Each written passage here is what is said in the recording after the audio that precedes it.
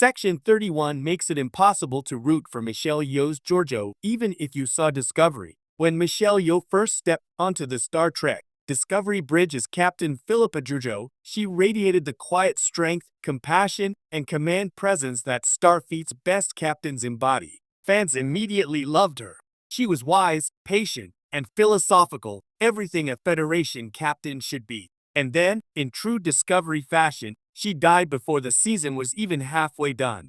Or so it seemed. What followed was one of the franchise's boldest moves, resurrecting Yeoh's character as her Mirror Universe counterpart, Emperor Philippa Georgiou, ruler of the Terran Empire, conqueror of worlds, and the exact opposite of the woman we just lost. It was a twist that allowed Yeoh to stretch her range and inject menace, charisma, and dark humor into every scene. But as Discovery progressed, and as Section 31 positioned itself as her next big frontier, something happened that no one expected. It became impossible to root for her. Even if you saw Discovery and understood her backstory, Section 31's handling of Georgiou turned her from one of the franchise's most intriguing moral contradictions into an anti-hero with no real anchor, someone too cruel to be redeemed, yet too defanged to be feared. And that's where Star Trek lost the thread. The Georgiou we loved died on the Shenzhou. The original Georgiou, Prime Universe Captain Philippa Georgiou, was a beacon of hope. Her dynamic with Michael Burnham was one of mentorship and love, with undertones of the Federation's moral ideals. She led with empathy and intellect. When she died at the hands of the Klingons in Discovery's second episode, it felt like Star Trek had ripped out its own heart. But Yeoh's death was not an ending, it was an opportunity. The introduction of the Mirror Universe version of Georgiou was a masterstroke. She wasn't the same woman. She was a mirror image of everything Starfleet stood against: domination, deceit, and ruthless ambition. And yet, Yeoh made her impossible to look away from. She was cold but magnetic, cruel but witty, a tyrant you couldn't help but admire from a distance. For a moment, it seemed like Discovery had given Star Trek a villain worthy of its legacy, a character with the potential to evolve, to question her own darkness, and maybe, just maybe, to earn some kind of redemption. Then Section 31 entered the picture. Section 1. The shadow that dims every character. Section 31 has always been one of Star Trek's most divisive concepts. First introduced in Deep Space Nine, it was an intelligence agency that operated outside Federation law, claiming to protect its ideals by breaking every rule that defined them. In the hands of DS9, Section 31 was sinister but thought-provoking, the necessary evil that asked whether utopia can survive without a dark foundation. But Discovery turned Section 31 into something else entirely. What was once a subtle, shadowy organization became a flashy, militarized, black-leather bureaucracy. Instead of intrigue, we got secret bases. Instead of moral ambiguity, we got cool gadgets and one-liners. And in the middle of it all was Emperor Georgiou, suddenly drafted as one of their agents. This was the first major problem. Section 31's ethos clashed fundamentally with Georgiou's Terran identity. She wasn't someone who believed in protecting ideals through shadowy means. She was someone who destroyed ideals outright. For a character who once ruled an empire built on fear, being recruited into a Starfleet offshoot felt absurd. Why would the Federation's darkest agency want a despot whose moral compass was calibrated entirely toward domination?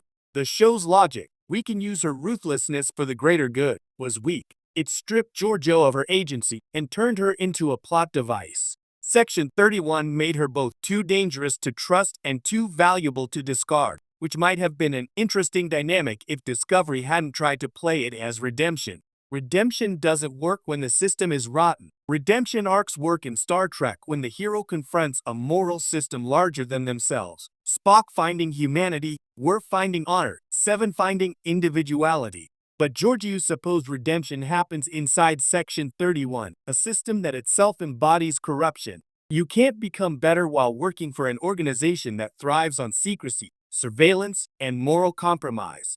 Discovery wanted to show Georgiou softening. It gave her moments of compassion for Burnham, flashes of loyalty, even humor that hinted at personal growth. But every step toward empathy was immediately undercut by Section 31's darkness. When she tortured enemies, it wasn't for survival, it was policy. When she manipulated allies, it wasn't instinct, it was procedure. Section 31 allowed her to continue her cruelty under a Starfleet banner, which made every moral moment feel performative. It's the classic Star Trek dilemma flipped upside down. Instead of the Federation elevating a character toward goodness, Section 31 dragged her deeper into ethical mud and called it character development. The Section 31 paradox: power without purpose. By the time Georgiou became a Section 31 operative, her arc lost emotional grounding. What does she actually want? In the Mirror Universe, her purpose was domination. In the Prime Universe, she claims to seek redemption, but through what means? By assassinating enemies in the shadows? By managing morally gray missions that the Federation can't officially endorse? Section 31 offered her power, yes, but no purpose. And Yo, magnificent as ever, could only do so much with material that oscillated between sardonic villainy and half-hearted introspection. In Deep Space Nine, Section 31 made characters like Julian Bashir question everything they believed in. With Georgiou, it did the opposite. It insulated her from introspection. Every dark act was justified by the organization's existence. Every small kindness felt performative because Section 31 turned morality into bureaucracy. By the time Discovery's third season arrived, the cracks were impossible to ignore.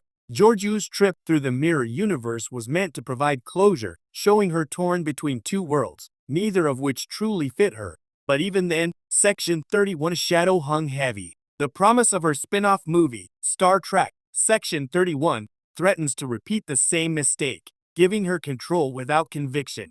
Michelle Yeoh deserved a better arc.